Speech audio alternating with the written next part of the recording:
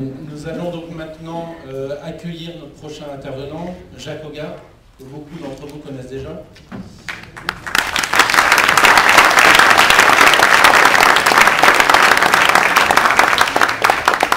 Jacques Hoggard est colonel en retraite, ex-officier parachutiste de la Légion étrangère et des forces spéciales. Il a commandé au Kosovo en 1999 le groupement interarmé des forces spéciales françaises agissant sous commandement de l'OTAN. Il quitte l'armée à l'issue et crée un groupe de sociétés de conseil à l'international.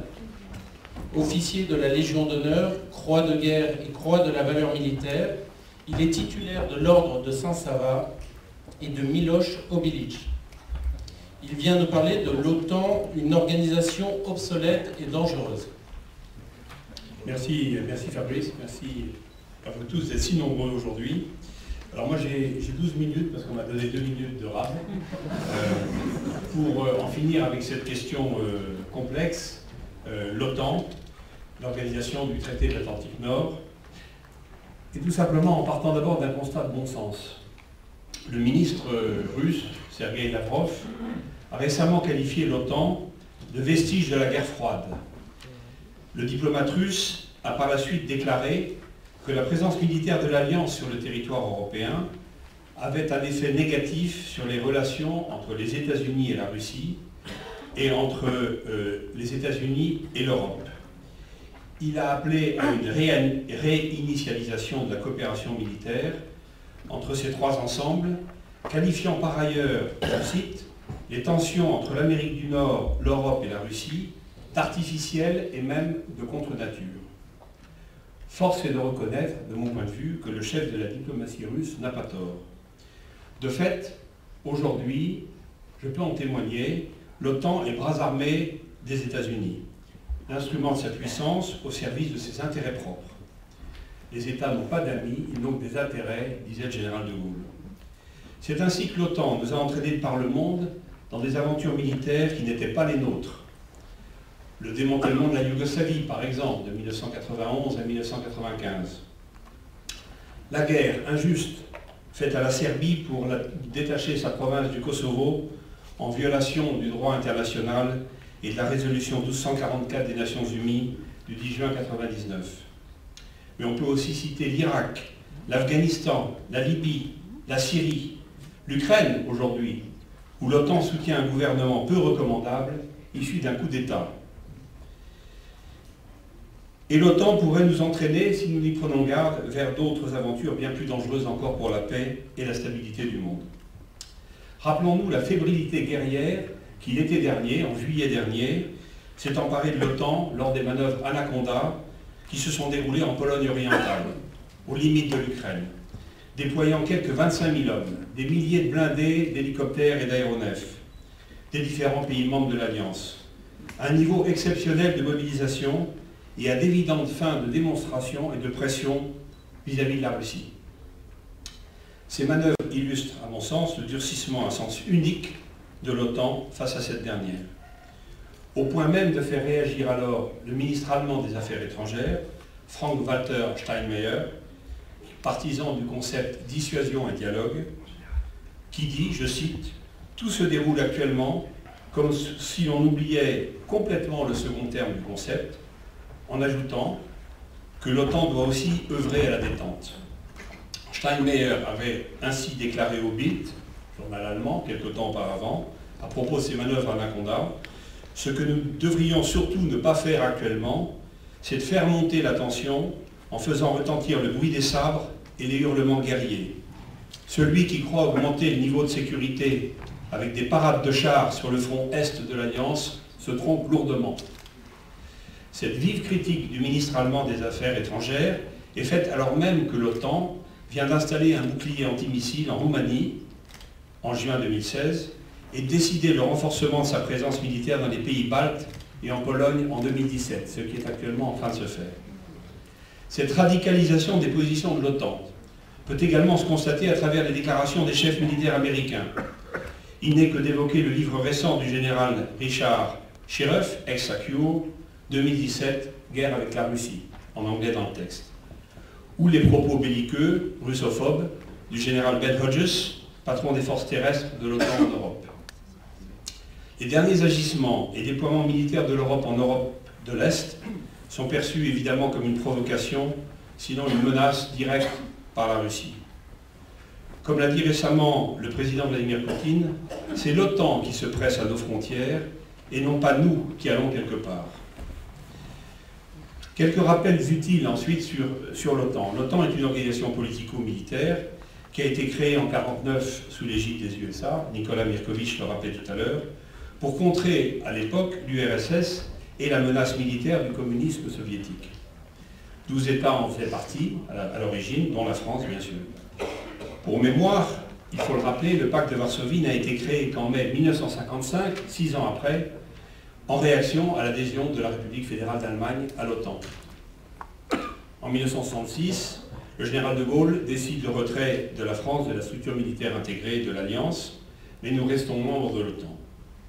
Néanmoins, à l'époque, le QG de l'OTAN quitte Paris et Fontainebleau pour s'installer à Bruxelles et à Mons, en Belgique, et 100 000 militaires américains doivent alors quitter la France et les 29 bases qu'ils y occupaient.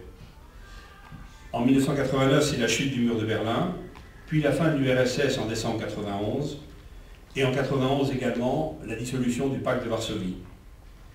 En 1995, Jacques Chirac amorce des négociations en vue de la réintégration de la France au commandement intégré, avec une participation importante de la France en Bosnie, puis au Kosovo en 1999. Nous sommes alors tout fiers de nous voir confier le commandement de l'opération au Kosovo. En 1996, la France réintègre le comité militaire. En 1999, l'OTAN d'une part s'agrandit par une série d'élargissements à l'Est, allant jusqu'à intégrer des pays précédemment membres du pacte de Varsovie, je cite la Hongrie, la Pologne, la République tchèque, et d'autre part tente à se transformer en une agence de sécurité globale tout azimut. L'élargissement à l'Est se poursuit en 2004 avec l'admission des pays baltes, de la Roumanie, de la Slovaquie et même de l'Albanie. En 2009, lors du sommet à Strasbourg et à Kehl, à l'occasion du 60e anniversaire de l'OTAN, Nicolas Sarkozy annonce le retour de la France dans le commandement intégré, sans la moindre concertation nationale. En 2016, en juillet, est organisé à Varsovie le sommet de l'OTAN, qui en profite pour admettre alors, comme 29e membre, ultime provocation, le petit Monténégro, dissident de la Serbie, en même temps que sont organisées des manœuvres militaires sans précédent aux portes de l'Ukraine, ce pays étant même invité au sommet. Alors que faire de l'OTAN? Depuis le début des années 90, le monde a changé, considérablement. La donne géopolitique a été modifiée en profondeur. Les menaces anciennes ont laissé la place à de nouvelles. L'URSS a disparu, la menace soviétique avec elle, le pacte de Varsovie a été dissous. La Fédération de Russie d'aujourd'hui n'a plus rien de commun avec l'URSS. Elle ne constitue aucune menace militaire sur le sol européen. On peut même constater au contraire que la Sainte Russie est de retour sur la scène internationale et que c'est un grand bien, comme on l'a vu récemment en Syrie, où son engagement a changé l'issue de la guerre pour le plus grand bien des populations, notamment chrétiennes, menacées par la barbarie de l'État islamique et de ses alliés, dont la France, hélas. Cette Russie, nation européenne, dont l'histoire, la culture, la foi et l'identité chrétienne sont proches et liées aux nôtres, doit être pleinement considérée comme un partenaire, comme une alliée, afin de répondre à deux nécessités. La première, on vient de nous le dire, c'est la constitution d'une nouvelle Europe confédérale, de Brest à Vladivostok, indépendante, non soumise aux intérêts américains, en lieu et place de l'inutile, de la coûteuse et de la néfaste Union européenne qui leur est servilement dévouée, et donc d'une nouvelle organisation européenne véritablement conforme aux intérêts européens. La deuxième nécessité, c'est de faire face aux menaces de déstabilisation de la paix et de la sécurité dans le monde, à commencer bien sûr par celle de l'État islamique et de tous ceux qui s'en réclament déjà sur notre sol. Mais aussi face aux velléités belliqueuses de l'OTAN, comme en Ukraine où les États-Unis ont organisé le coup d'État de Maïdan en février 2014 et le renversement du président Yanukovych, son remplacement par l'ineffable Poroshenko.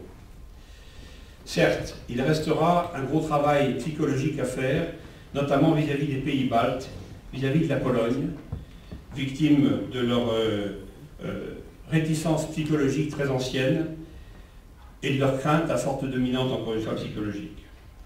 Mais la garantie de la paix et de la sécurité en Europe passe, à mes yeux, véritablement par la suppression de l'OTAN du sol européen et son remplacement par une organisation compétente en matière de défense et de sécurité, pleinement et exclusivement européenne, calquée sur une nouvelle organisation politique confédérale européenne. Comme l'a très justement dit Philippe de Villiers, l'OTAN n'a donc dès lors plus aucune raison sociale. Le président Trump a eu raison de la qualifier d'obsolète, car elle a été conçue il y a des années et des années, a-t-il dit, avec justesse en janvier dernier aux journaux allemands Bild et britanniques The Times. Il n'y a donc pas lieu, aucune raison objective de vouloir la maintenir, aucune raison objective d'avoir peur de la supprimer. De même que l'Union européenne sous sa forme actuelle, l'OTAN doit disparaître à son tour. De même que le Brexit a montré en 2016 que l'Union européenne en tant que telle n'avait plus d'avenir et était condamnée à céder tôt ou tard la place à une nouvelle forme d'organisation européenne, plus souple, moins autoritaire et technocratique, respectueuse des nations qui la composent, de leur souveraineté, de leur identité chrétienne, de cette commune appartenance à la civilisation gréco-romaine et chrétienne qui en est le socle inaltérable. Une sortie de la France montrerait aux nations européennes en 2017 que l'OTAN est effectivement bien devenue obsolète et qu'une autre organisation de la sécurité, pleinement européenne et conforme aux intérêts européens, doit être mise sur pied en Europe, en incluant naturellement la Russie, permettant ainsi de concevoir de nouveaux systèmes d'alliance adaptés à l'évolution du monde, à l'émergence des nouvelles menaces, autrement plus sérieuses que celles que l'OTAN persiste à mettre en avant pour justifier sa coûteuse et dangereuse survie. Je vous remercie.